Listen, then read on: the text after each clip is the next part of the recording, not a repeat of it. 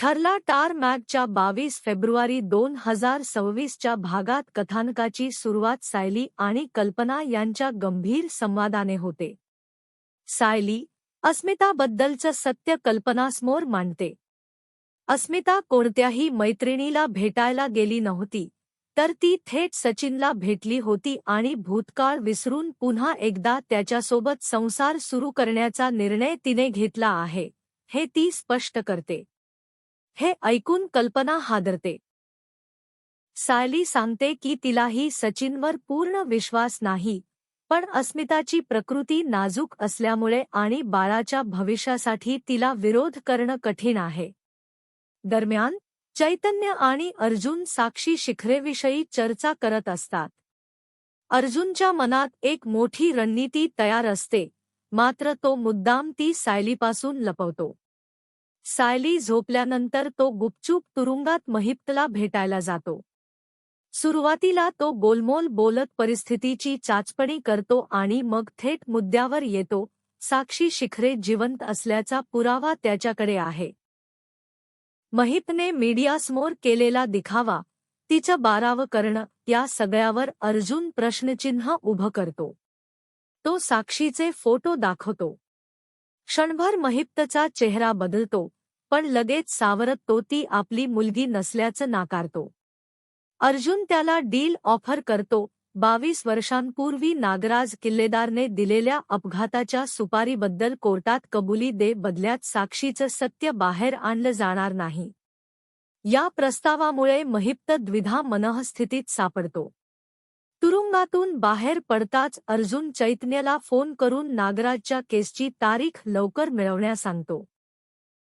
त्याचवेळी घरी सायलीला अर्जुनच्या वागण्यात काहीतरी दडलेलं जाणवतं. ती रागाने त्याला जाब विचारते.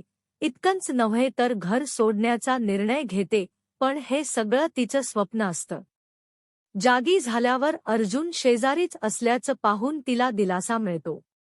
अर्जुन मात्र मनातल्या मनात कबूल करतो की केससाठी त्याला सायलीशी खोटं बोलावं लागत आहे. दुसऱ्या बाजूला प्रिया नागराजला फोन करून आपली अडचण सांगते. पैसे संपलेत, पोलिसाला लाच द्यावी लागते. पण नागराज मदत नाकारतो. घरच्यांकडूनही पैशांचा तगादा लागल्याने ती अश्विनकडे पैसे मागते. नंतर तिला कळतं की तिच्या कपाटात ठेवलेला महिप्तचा फोन गायब आहे. ती संतापून सगळ्यांसमोर घरात चोरीचा आरोप करते. जरी सायलीचं नाव घेतलं जात नाही, तरी रोख तिच्याकडेच असतो. सायली शांतपणे उत्तर देते आणि प्रियाच्या आरोपांना खोडून काढते. अश्विन बाहेरून प्रियाची बाजू घेतो, पण एकांतात तिला सुनावतो. प्रिया लगेच भावनिक होऊन परिस्थिती आपल्या बाजूने वळवते. तुरुंगात महिप्त घाबरलेला असतो. अर्जुनने साक्षीला पाहिल्याचं लक्षात येताच तो तिला सावध करण्याचा प्रयत्न करतो. नागराजच्या मदतीने तो साक्षीला फोन करून लगेच घर सोडण्यास सांगतो आणि सर्व संपर्क तोडण्याचा इशारा देतो. कॉल संपताच तो नंबर डिलीट करतो. साक्षी अचानक गायब झाल्यामुळे सचिन अस्वस्थ होतो. त्याचे पैसे आणि अस्मितावर पुन्हा हल्ला होण्याची शक्यता त्याला सतावत असते. कोर्टात अर्जुन नागराजसमोर कोड्यात बोलतो, ज्याचा अर्थ कुणालाच लागत नाही. महिप्त बाहेर येताच अर्जुन पुन्हा एकदा त्याला आपल्या डीलची आठवण करून देतो. सत्य सांगितलंस तर तेच तुझ्या फायद्याचं ठरेल. आता महिप्त कोणता निर्णय घेणार, याकडे सगळ्यांचं लक्ष लागलेलं असतं.